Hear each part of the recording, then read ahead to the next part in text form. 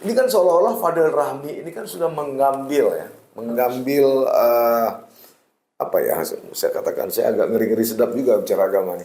Mengambil kebenaran ya, hak kebenaran publik gitu ya, atau umat seolah-olah dialah yang pantas untuk mewakili itu kan. Itulah tidak api, tidak indah. Memvonis ini bagi saya bukan lagi frame. Bisa disebut vonis. Vonis menganggap dirinya is the best, menganggap dirinya paling hebat, paling alim, paling pintar, paling knows everything. Memang malam itu Fadil Rahmi seperti itu. Terbaca sekali. Di mana? Ya, Pak Dokter bisa yang lanjut? pertama statement seolah-olah dialah yang paling takut pada Allah. Walaupun dia narasikan dalam sebuah doa. Ya, menurut Pak Dokter Yusuf, kira-kira gimana akhlak pemimpin dalam konteks lokal wisdom Aceh ini tadi? Seperti apa sebenarnya? Harus rendah diri, tidak boleh meremehkan orang lain. Meskipun kita katakanlah relatif paham, mengerti agama. Justru orang yang makin mendalam memahami agama yang lagi padi. Seharusnya begitu. Makin bersih, makin menunduk. Kondisi Aceh seperti ini, apabila pemimpinnya tidak berani, mungkin 2 tahun dianduk. Nggak sanggup. Saya yakin, bukan mendahulukan Allah ya. Syekh Fadil Ombus nggak akan sanggup menghadapi kondisi Aceh ke depan apa yang akan terjadi.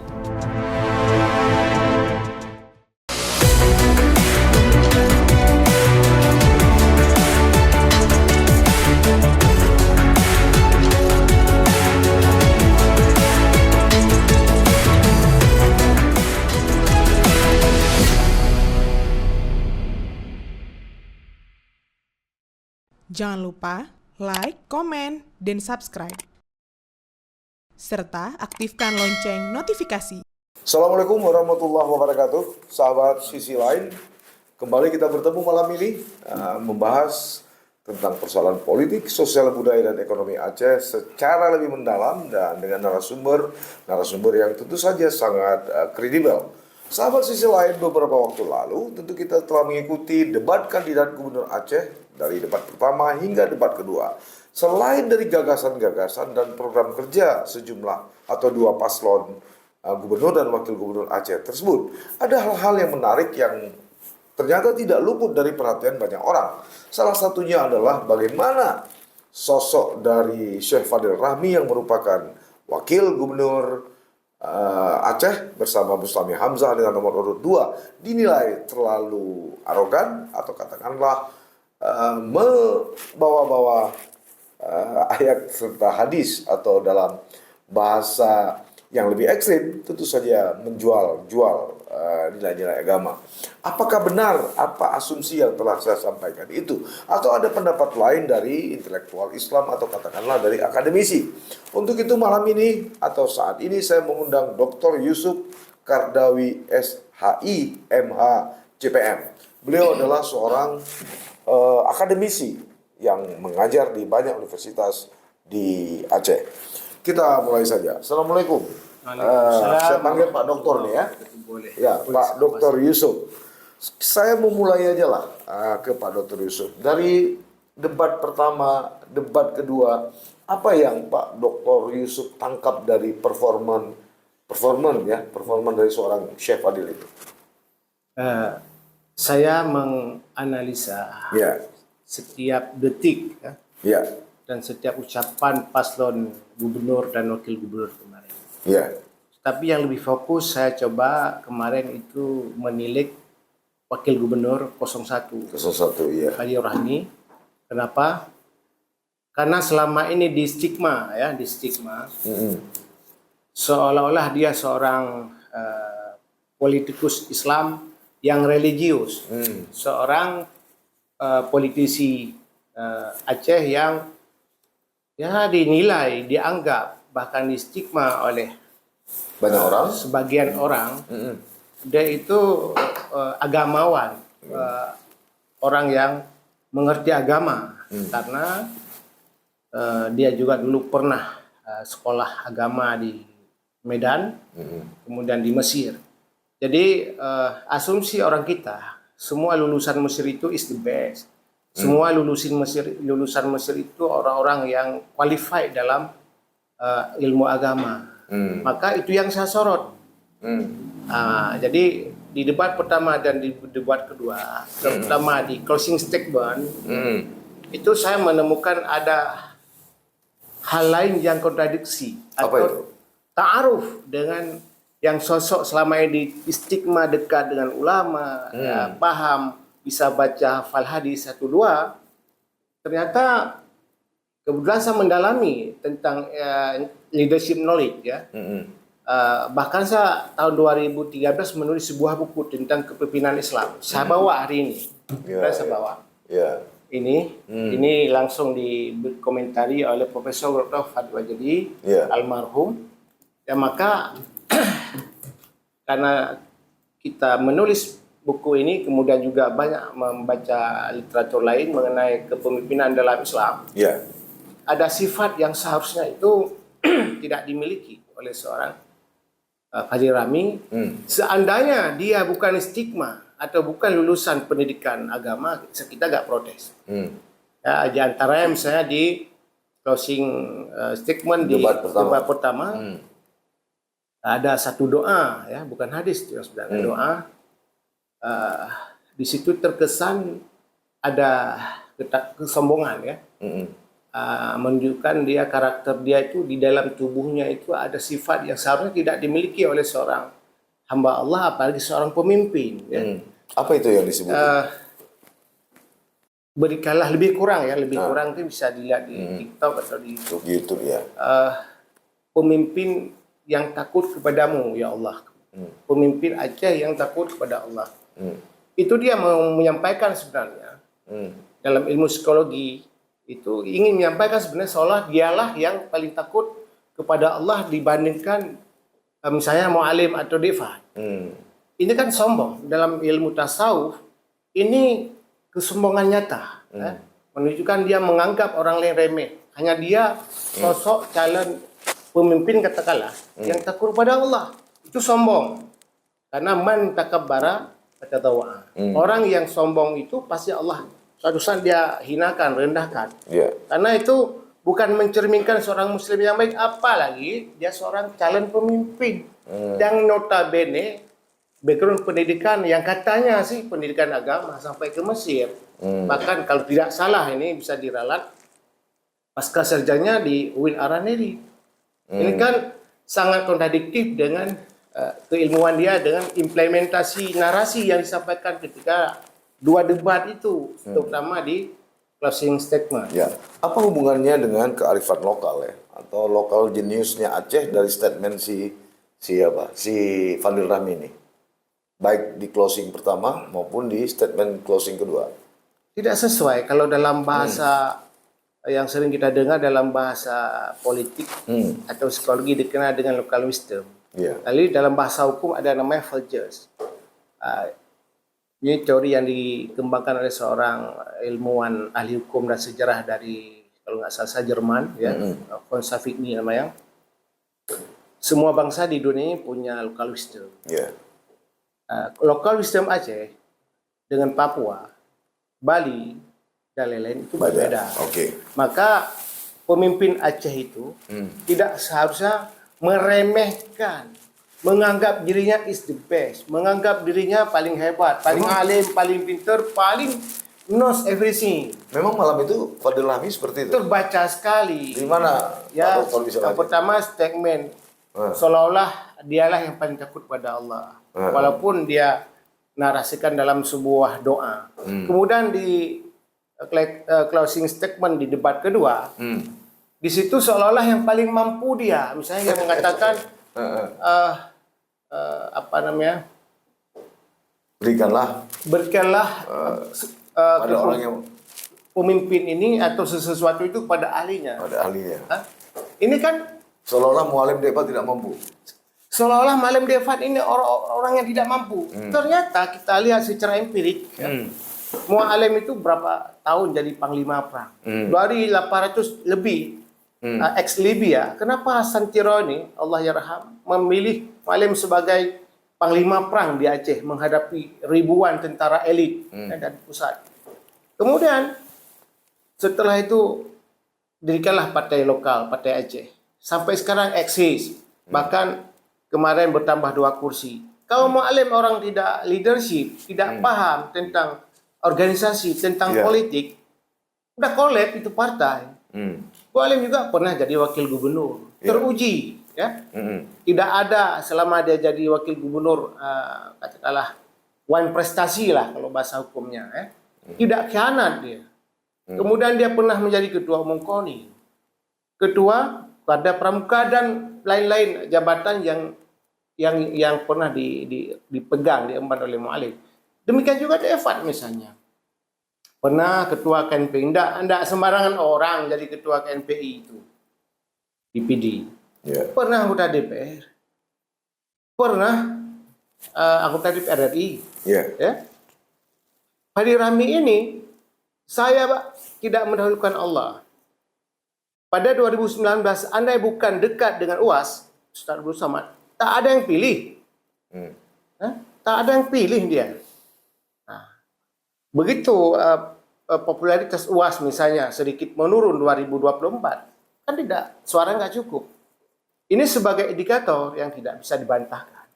Ya, menurut Pak Dr. Yusuf, kira-kira gimana akhlak pemimpin dalam konteks lokal wisdom Aceh ini tadi? Seperti apa sebenarnya? Harus rendah diri, tidak boleh meremehkan orang lain. Meskipun kita katakanlah relatif paham, mengerti agama. Justru orang yang makin mendalam memahami agama, yang lagi padi. Seharusnya begitu.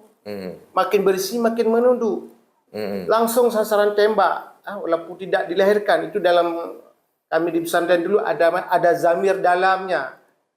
Saya yakin itu kembali kepada huwa atau huma, artinya mu'alim Defat. Walaupun tidak dilahirkan, ya. Ya.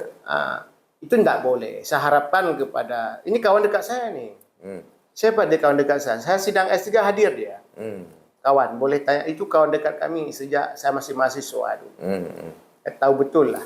Kita berharap ke depan, kalau debat terakhir nanti, jangan tunjukkanlah. Seolah we are the best. The others, there is no anyone. Kita tidak ingin ada calon pemimpin Aceh yang akan menjadi public figure ke depan. Betul-betul dia memilih diksi-diksi yang seharusnya itu orang baik itu ketika dia dizalimi, ketika dia diserang dengan narasi-narasi yang katakanlah negatif. Biasanya orang berakhlak mulia itu tidak akan pernah mengeluarkan diksi yang sama atau narasi yang sama. Dalam Jika Islam tidak demikian pada debat pertama dan kedua, saya seandainya Fajri Rahmi ini bukan katakanlah ya oleh sebagian representatif daripada daya atau ulama, saya nggak protes. Karena mengaku dia ilmuwan Islam, mengaku dia sarjana alumni Timur Tengah, bahkan pernah jadi ketua, kalau nggak salah ya, ketua Ikatan Sarjana Alumni Timur Tengah IKAT. Jadi menganggap orang remeh, menganggap orang tak tahu apa-apa, menganggap orang tidak takut kepada Allah, menganggap orang tidak capable, ini perbuatan yang super tercela. ya, katakanlah kesimpulan kita yang paling sederhana adalah sombong. Sombong. Dalam Islam pemimpin yang sombong itu apa namanya? Haram hukumnya, sangat dilarang dalam agama. Oh gitu. Misalnya ada dalam Al-Quran surat, saya lupa ayatnya, janganlah kamu berjalan di muka bumi dalam keadaan sombong. Kalau nggak salah ini, mohon maaf ya, wala tamsi fil ardi maraha, kalau nggak salah. Itu ayatnya. Kemudian ada hadis lain misalnya, man takabbara fatadaw'a. Ini Nabi Rasulullah SAW wanti-wanti orang-orang yang merasa sombong itu, kata Nabi. Tadaw'a, suatu saat Allah rendahkan dia. Maka hati-hatilah saudaraku dimanapun, meskipun bukan calon misalnya. Ya, ini kita mengingat kepada firman Allah dalam surat Wal Asri innal insana lafi khusr illa alladziina amanu wa tawassaw bil haqq wa tawassaw bis sabr. Ini anggaplah wa tawassaw bil haqq, ya, dari saling mengingatkan sesama muslim. Ya. Dan tugas pegah masalah patih yang Nabi bikin. Ya, Allah sudah menyatakan kan, janganlah kamu merasa paling suci. Ya. Karena dialah yang lebih mengetahui orang-orang yang paling bertakwa. Betul Ya kan? Betul sekali. Nah, ini kan seolah-olah Fadil Rahmi ini kan sudah mengambil apa ya, saya katakan, saya agak ngeri-ngeri sedap juga bicara agama ini. mengambil kebenaran ya, hak kebenaran publik gitu ya, atau umat seolah-olah dialah yang pantas untuk mewakili itu kan. Itulah tidak api, tidak indah. Memvonis ini bagi saya bukan lagi frame. Bisa disebut vonis itu? Vonis itu Bukan bahwa sekedar- Mualim bukan sekedar Devan framing lagi ini ya? bukan calon yang tidak takut pada Allah. Hmm. Mualim ini bukan orang yang capable. Ternyata fakta empiris, dia capable. Ya, semua ada kalau menurut saya sama Mualim Devan ini syarat sebagaimana disebutkan di dalam kitab misalnya Ahkam Sultaniyah kayak Imam Al-Mawardi. Ya, semua ada walaupun tidak sempurna. Tapi yang tidak dimiliki oleh kandidat lain, yang ada hanya dimiliki oleh Devan dan Mualim adalah suja, berani. Syarat ketujuh yang disebutkan di dalam kitab Ahkam Sultaniyah itu ada 2 syarat, salah satunya berani. Tidak dimiliki saya berani jamin, tidak dimiliki oleh Ombus, tidak ada sama Syekh Fadil. Sudah dibuktikan oleh Mualim dengan Devan, berani taruhkan nyawanya demi mempertahankan, membela kedaulatan Aceh, membela maruah Aceh, memperjuangkan keadilan tegak di bumi Aceh. Itu kita udah lihat, sudah terbukti. Tapi kedua hamba Allah ini, Mungkin karena usia Fadil Rahmi yang masih terlalu muda atau ada ego. saya yakin di atas 40 sudah usianya. Jadi Dalam agama 40 umur 40 tahun kita tidak mampu menjadi orang baik, agak berat untuk jadi orang baik di atas 40. Atau mungkin dia merasa karena dia alumni Timur Tengah, mungkin. Barangkali. Barangkali Saya asumsi demikian. gitu ya. Hah? Nah, saya yakin ya, moga-moga ke depan berubah. Nah ini kan menyangkut performan ya Pak Doktor. Satu sisi kita tahu seperti Pak Doktor bilang tadi, Mualim juga dari segi pendidikan ya agak kalah lah dibandingkan dengan Bustami dan Fadil Rahmi. Tapi apakah di satu sisi alumni Timur Tengah paham, satu lagi mengaji aja nggak bisa gimana nih? Oh tidak. Gimana menurut Tidak Pak ada Doktor? jaminan orang yang pendidikan tinggi itu dia mampu. Tapi kan hebat, pintar, nggak ada tapi jaminan. kan nggak matching nih kan? Kita banyak melihat teman-teman kita. Bahkan ada saudara saya di PD. Saya sebut saja, semoga Allah luaskan umurnya karena bukan aib. Syekh Humah, siapa yang nggak kenal Syekh Humah Tiju? Beliau nggak bisa nulis baca. Tapi semua pejabat daerah sebelum dilantik ke rumah beliau dulu. Termasuk kalau nggak salah wali juga, Wali Nagro juga pernah di situ. Saya kalau ke rumah beliau, Yusuf, jika baca yang kui tulis, kui WA. Nah, sebelum meninggal saya sangat sering ke rumah beliau karena ada hubungan family lah. Ya. Jadi jangan pernah remehkan ketika dianggap pendidikan itu seolah-olah dengan pendidikan tinggi kita bisa everything, bisa segera tidak. Jadi Allah memberikan talenta kepada hambanya itu macam-macam. Ya. Jadi untuk seni untuk memimpin itu tidak semua orang. Dan Mualim Devan sudah dibuktikan. Ya, sudah terbukti dan teruji, mampu. Nggak, maksud saya kan ini di satu sisi orang yang paham lah agama. Sisi lain katakanlah agak sedikit lemah lah. Kemarin juga siaran langsung. Ini sangat ideal nggak untuk memimpin Aceh? Menurut Pak Dokter. Atau ada nggak pesan-pesan dalam nilai-nilai Islam? Islam ada nggak mengunci syarat menjadi pemimpin itu seperti apa? Apalagi Aceh menjalankan syarat. Kalau demikian juga boleh kita buka nanti misalnya di kitab Kanun Muqta Alam Al-Asyi. Kemudian di kitab kalau nggak salah namanya Tadhkirah Tabaqah karya Said Abdullah Jamalulil. Ya. Di antara syarat itu saya lihat ada semua sama Mualim. Berbeda dengan filsuf Yunani, ya, Plato. Kalau Plato ya, apakah kita harus ikut Plato yang lebih kurang 500-900 tahun yang lalu sebelum Masehi ya?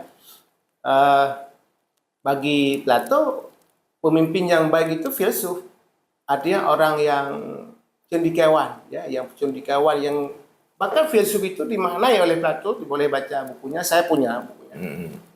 Adalah ilmuwan yang bijaksana dan rendah hati. Dia paham ilmu, itu lagi ilmu apa no? Seperti padi, berisi makin menunduk. Pemimpin seperti itu yang diinginkan oleh Plato. Ini kan jauh sekali kalau kita lihat Ombus misalnya dengan si Padil, jauh itu, belum belum setengah jalan pun dia miliki kualifikasi itu, belum. Tapi kalau rakyat memilih gimana? Ini menarik. Nah, Pemimpin itu juga dilihat kondisi. Ya. Bang Saleh, lihat ada situasional. Ya. Kondisi Aceh seperti ini, apabila pemimpinnya tidak berani, mungkin 2 tahun dianduk. Nggak sanggup. Saya yakin, bukan mendahulukan Allah ya. Syekh Fadil Ombus nggak akan sanggup menghadapi kondisi Aceh ke depan apa yang akan terjadi. Kalau terpilih, maka tidak salah ketika banyak ulama masyarakat berani. Salam pemimpin itu sesungguhnya berani, walaupun syarat terakhir misalnya. Belum, apalagi kondisi Aceh ini kan belum tentu baik-baik saja ini. Kita lihat hari ini di TikTok misalnya. Maka Mu'alim kemudian didampingi sekarang oleh Irwandi yang memang sudah teruji ya menghadapi kondisi sepelik apapun. Sekarang ditemani oleh Irwandi Yusuf. Ini sudah sangat cocok. Iklim Aceh tipikal seperti Mu'alim dan Defat untuk menjadi pemimpin Aceh ke depan, 5 tahun ke depan. Gitu. Ya, ya. Lain mungkin dari debat itu yang ingin disampaikan Pak Dr. Yusuf? Kita fokus kualitas. kepada Kalau kualitas debat pertama dengan kedua, saya nilai Mu'alim sudah lebih bagus ya. Luar biasa, udah saya lihat performanya. Kemudian aplikatif, bukan abstraktif. Jadi kalau yang 01 saya lihat dia narasi-narasi abstraktif yang disampaikan. Tetapi Mu'alim, kebetulan saya juga mendalami psikologi. Juga saya belajar mantek. Kita bisa menilai bahasa Aceh menang. Kiban iya menangkut, kiban bakai menang cicim kata duku. Saya kebetulan saya dalami itu. Masuk kitab-kitab klasik dahulu yang dikarang oleh ulama Persia, saya miliki itu tentang gestur kalau bahasa saya, atau saya jam dulu saya sebut kadang semiotika. Takalan urang medang kata doa. Ngan golai berhabah. Apalagi sudah mengeluarkan isi dalam performa atau gestur yang coba lihat. Wah, lagi urang itu mamang. tiba-tiba berpuisi gitu ya. Lagi urang itu mamang. Santai aja seharusnya. Baca ayat, baca doa kan baik lagi urang balik kenang atayan. Ya, ya. Ini Ya, ya. saya tidak mendahulukan Allah, saya berani garansi. Bila Ya. kondisi tertentu kan tidak ada juga yang bisa dinafikan, misal terpilih. Ya. Dihadapi Aceh juga. Itu dua tu kenapa hati anda. Maka wahai bangsa Aceh, rakyat Aceh yang ku sayangi, pilihlah pemimpin yang sudah teruji. Pemimpin yang sabar, dibuli, dihina, difitnah oleh di mana-mana, tapi sabar. Padahal Mu'alim misalnya. Punya dalam bahasa Aceh, palih beliau, tinggal, nyopeng, uang sekian, aku kasih kamu waktu seminggu misalnya. Bisa Mu'alim. Ribuan loyalisnya yang siap demi Mu'alim. Tapi jangan dilarang. Jarang loh dapat pemimpin seperti itu. Ya. Anugerah Allah untuk masyarakat Aceh sebenarnya. Nabi Musa hanya cara bergahaba. Nabi Musa seorang nabi loh, dia pemimpin, dia raja. Tapi Allah angkat beliau sebagai nabi. Nabi Musa itu enggak bahasanya ini karena pajuh hapui jamun masa firungnya dengan lidah gue yang pegah putung angah yang pegah lidah tidak bagus lagi sehingga ngomongnya susah dipahami. Jadi kok pemimpin nabi lagi, apalagi hanya Mu'alim bahasa Indonesia saja kurang, bukan sebuah aib orang yang tidak pintar bahasa Indonesia. Justru kalau kita lihat misalnya orang-orang dari luar melihat ada putra Aceh yang menonjolkan bahasa Aceh dan menunjukkan dia percaya diri dilahirkan oleh Allah sebagai bangsa Aceh. Pede je kurang Acehnya yang seperti kita bukan hajat bahasa Indonesia malam ya, maklumlah. Di Malaysia beliau lama tinggal, bahasa Melayu. Juga bahasa Aceh. Oh, halo terkadang. Baik, Pak Dr. Yusuf Kardawi, saya kira pembahasan kita sudah memakan waktu lebih dari 20 menit. Saya kira agar penonton jangan bosan. Nanti kalau apa kita bicara lagi. Boleh. Ya, terima kasih atas kehadirannya. Sahabat, titik balik itu tadi pembicaraan saya mengenai rangkaian pelaksanaan kampanye atau debat dari Pilgub Aceh yang nanti beberapa hari lagi akan memasuki debat yang ketiga atau debat terakhir dari proses kontestasi demokrasi 5 tahunan ini. Sebelum menutup, saya kira memang sebaliknya kita tidak bersikap terlalu berlebihan terhadap apapun, sehingga tidak membuat diri kita merasa lebih tahu, lebih bersih, lebih suci, dan lebih unggul dari orang-orang lain. Mudah-mudahan perbincangan kami ini memberi manfaat bagi Anda, dan kita tunggu dalam debat ketiga yang akan datang. Apakah closing statement yang pertama, yang kedua, dan yang ketiga dari Fadil Rahmi ini akan berubah atau tidak. Terima kasih. Assalamualaikum warahmatullahi wabarakatuh. Waalaikumsalam warahmatullahi wabarakatuh.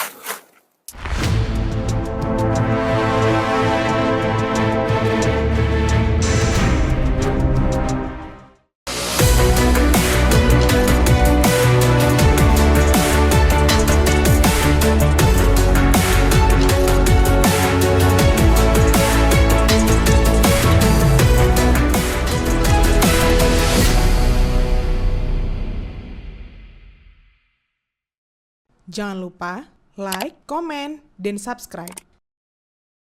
Serta aktifkan lonceng notifikasi.